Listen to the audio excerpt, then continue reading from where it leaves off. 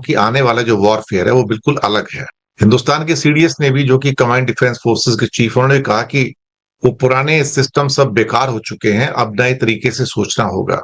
तो लद्दाख के पास जो एलएसी है, लाइन ऑफ एक्चुअल कंट्रोल है, वहां पर चाइना ने, जबकि यहाँ पर एससीओ वगैरह के समिट चल रहे हैं और कुछ और बाकी बातचीत चलती रहती है भारत और चीन के बीच में, वहां से ये खबर आती है कि एलएसी के पास इनकी बड़ी बड़ी एक्सरसाइज हो रही है, और उसमें वाइडली उन्होंने एक्सोस्केलेटन्स और रोबोट डॉग्स, यानी कि रोबोट्स, भेड़िए भी कह सकते हैं उनको, कुत्ते भी कह सकते हैं, उसका इस्तेमाल कर रहे हैं। और अगर गूगल पर आप जाएंगे, मैं फोटो भी दिखाऊंगा आपको, तो आप हैरान हो जाएंगे कि हाई एल्टीट्यूड्स वॉर के अंदर, जैसे लद्दाख है, 15,000 फीट है, 10,000 फीट है, पहाड़ों का एरिया है, सियाचिन है, या हिमालय की जो टेरेन्स हैं, वहां पर ये रोबोट डॉग्स जो हैं चाइनीज फोर्स के, वो कितना तत्परता से काम कर रहे हैं और असॉल्ट डॉग्स के रूप में काम कर रहे हैं। पहले इनकी एक आपको मैं तस्वीर दिखा देता हूं, ताकि आपको पता लगे कि ये कैसे होते हैं। ये असॉल्ट डॉग है। ये आप देखेंगे कि असॉल्ट डॉग के ऊपर एक बंदूक लगी हुई है और इनको बैटरी लगी रहती है। ये करीब 3 घंटे ऑपरेट कर सकते हैं और बहुत तेज गति से भाग सकते हैं, उठ बैठ सकते हैं। और फिर इनके साथ एक फैसिलिटी ये रहती है कि इनको मरने का डर नहीं होता, सामने से गोली चल जाए तो छुपने का डर नहीं होता। ये नजदीक की एक तस्वीर यहां से भी एक दिखा देता हूं आपके सामने, के ऊपर बंदूक लगी हुई है। और अगर आप गूगल पे जाएंगे तो robot dogs of Chinese PLA videos, तो आप वहां पाएंगे, तो आपको बहुत सारे ऐसे वीडियोस मिल जाएंगे जिसके अंदर ये चाइनीज रोबोट्स जो हैं वो किस तेज गति से भागते हैं, आप भी हैरान हो जाएंगे देखकर। अब ये जो रोबोटिक डॉग्स है, जिनको वोल्स या भेड़िए भी कहते हैं कई बार, ये इस टाइम इंसानों के साथ मिलके वॉरफेयर के अंदर हाई एल्टीट्यूड पे जो बहुत सारी चीजें हम इंसान नहीं कर पाते हैं, तो ये आराम से कर सकते हैं। हाई एल्टीट्यूड पे पहाड़ पे चढ़ जाएंगे, ऊपर से बहुत खतरे वाली जगह है उसके ऊपर भी चढ़ जाएंगे, सब कुछ कर लेते हैं। तो इस किस्म की चीजें जब निकल कर आती हैं तो छोटा मोटा लोड भी अपने साथ में ले जाते हैं। तो ये अपने आप में जो इंक्लूजन ऑफ टेक्नोलॉजी है चाइना के द्वारा, वो अपने आप में बहुत इंपॉर्टेंट है। मुझे लगता है कि जिस लेवल के ऊपर चाइना इनकॉर्पोरेट कर रहा है इनको, वो शायद बहुत बड़े लेवल पे हमें देखा जाना चाहिए और सतर्क रहना चाहिए। अब यहां से मैं इसके बारे में बताता हूं कि the recent reports indicate the People's Liberation Army China has been conducting exercise near line of actual control in eastern Ladakh, utilizing advanced technology like drones, robotic dogs, exoskeletons for logistics and material transport in high altitude and extreme cold condition. Exoskeleton is also a terminology जहां पर body के ऊपर इस किस्म की चीजें fit की जाती ताकि वो ज्यादा वजन को लेकर इंसान आराम से चल सके। बहुत बड़ी, जिसे क्या कह सकते हैं कि हमारे लिए चुनौतियां टेक्नोलॉजी की वॉरफेयर से निकल कर आ रही हैं। इस बारे में जो और भी रिपोर्ट्स आ रही हैं कि अगर कुछ वीडियोस भी आप देखेंगे कि ये जो रोबोटिक भेड़िए हैं, बेसिकली एलएससी के भी कुछ फोटोग्राफ्स और कुछ साथ में वीडियोस भी आए हुए हैं, आप देख सकते हैं, नेट पे अवेलेबल हैं। और चाइनीज की सरकारी मीडिया जो उनकी रिपोर्ट्स के मुताबिक ये आप एक ऑर्गेनाइज्ड यूनिट्स के रूप में काम करने के लिए अब इनको लगाया गया है। तो इसका मतलब ये हुआ कि अब जो ह्यूमंस हैं सारे के सारे, जो आर्मी के जो लोग हैं और साथ में रोबोट्स, ये एक नेटवर्क बना के आपस में इस समय काम कर रहे हैं। अब सवाल ये पैदा होता है कि दूर से देखो तो ये ऐसा लगेगा कि हाँ नॉर्मल एक मिलिट्री एक्सरसाइज है, लेकिन अगर पास से जाकर देखो तो आपको लगता है कि जिस लेवल का ऑटोमेशन वो कर रहे हैं, एडवांसमेंट वो कर रहे हैं, तो उसको देख के लगता है कि क्या दूसरे देश इंक्लूडिंग इंडिया, क्या हम इन टेक्नोलॉजिकल एडवांसमेंट का सामना करने के लिए, चुनौतियों के लिए तैयार हैं या नहीं है।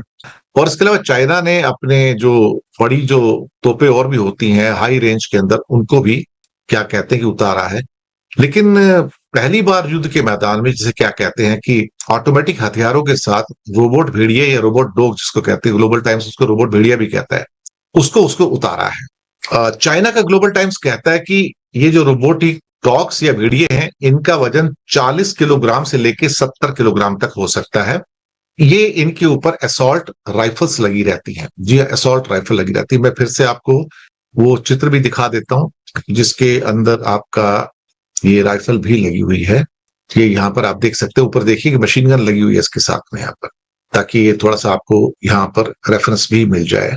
तो अब ये बड़े आराम से किसी भी जगह पर ले जाया जा सकता है, इनको सांस लेने में तकलीफ नहीं होती। अगर 15,000 फुट पे है, 16,000 फुट पे, 18,000 फुट पे है, तो इनकी सांस लेने की कोई प्रॉब्लम नहीं है।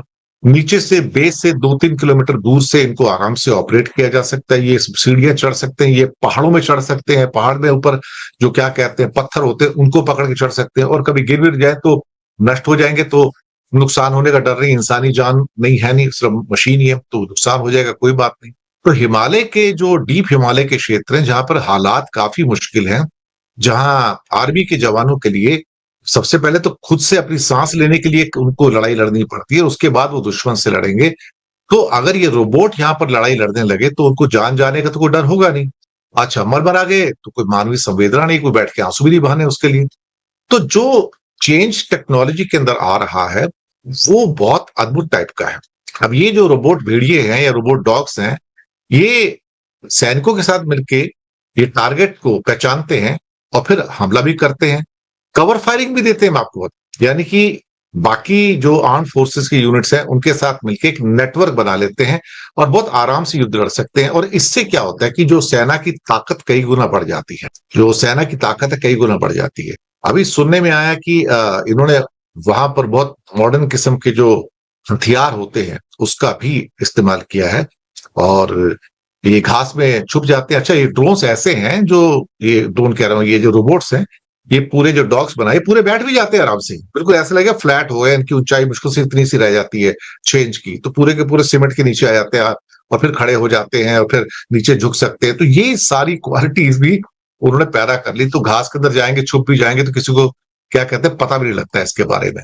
अब तो ये जो सारे के सारे, और फिर उसके बाद जैसे उनको डायरेक्शन दी जाती है रिमोट से, तो ये बहुत तेज गति से भागना शुरू करते हैं।